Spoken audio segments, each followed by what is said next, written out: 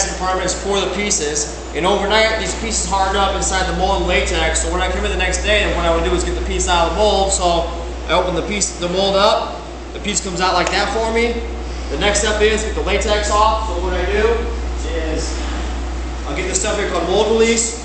I'll spray the outside of the latex. That relaxes my latex. Once it come off, the piece a lot easier. So what I do for this one, spray the piece. And for example, there's nothing in here, but I'll show you. I kind of pull over the back and the front for this one, and then what you see next is a piece that comes out looking like this. The only difference is this is about an 8-month-old piece. The next day piece is real dark looking because it's still kind of wet, moisture in it, so that's why it's so light. But anyway, every time I peel a piece, there's always cement residue left on it. So before I pour any latex again, it's very important I clean that detail so it comes off good the next day. So what I do is I put all the latex I'm going to use for the day, put them in a barrel, push it across the hallway, and over there we have 2 big tanks full of acid. I'll take latex and I submerge them in the acid tanks.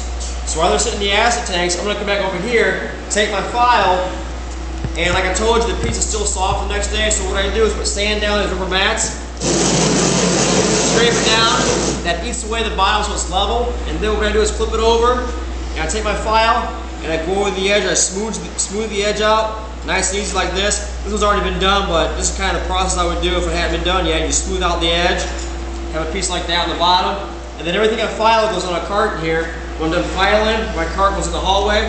I'll come back in here, get my list out. I get a weekly list. I break down to 5 days. Just tells me everything I'm pouring. So today I looked at my list, Monday, and it says I'm pouring 5 penguin piece. I'm going to pull out 5 of these molds, just like on here, except you can pull out this way with no latex in them. We're done pulling the molds out that I need for the day on the countertops. Then I go back to the acid tanks, pull these out of the acid. What the acid does, eats away that cement, so the inside looks nice and clean like that.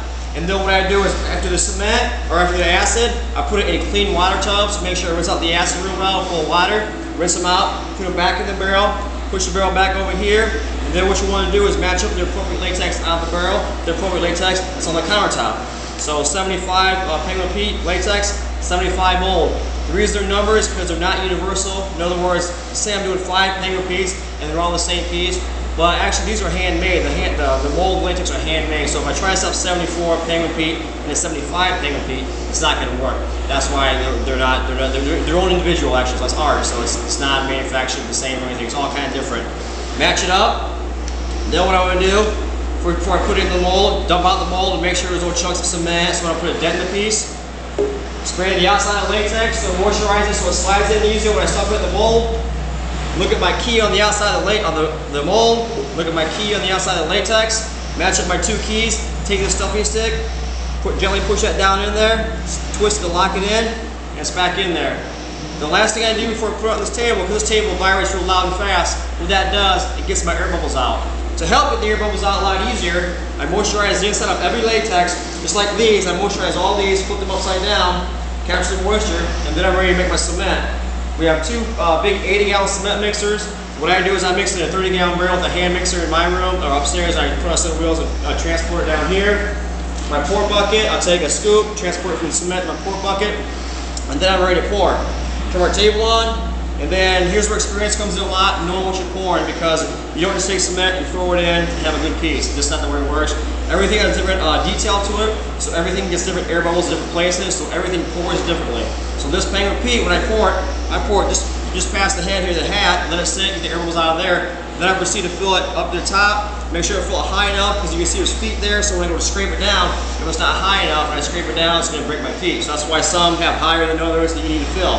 Other ones like that, I pour and kind of tip it back and forth, and then I go again, tip it, back and forth. So there's a lot of different ways to pour every piece, and that's what you gotta know where you have a bad piece, and of course you want a very good piece to come out with little air bubbles as possible. So having said that, turn table on, pour my piece to where it needs to go, get the air bubbles out, continue to pour it up to the top, leave my table on, and I'll just keep doing that process the whole day until I'm done pouring. Then when I'm done pouring, I'm gonna cover everything with plastic sheets so it dries slower. Overnight, it's going to harden up, like I said, inside the mold and latex. So when I come in the next day, it's called the breakdown process all over again. From the beginning of the breakdown to the end of the pour, same order, up and large, big pieces, small pieces, same order, same thing. The only difference is up there it's a lot harder work, takes a lot more time, so you can't do the piece number up there as you can down here. But other than, get the end product, that's the main difference in the casting departments. That's pretty much how we do our business in the casting. Any questions on anything we do? Or?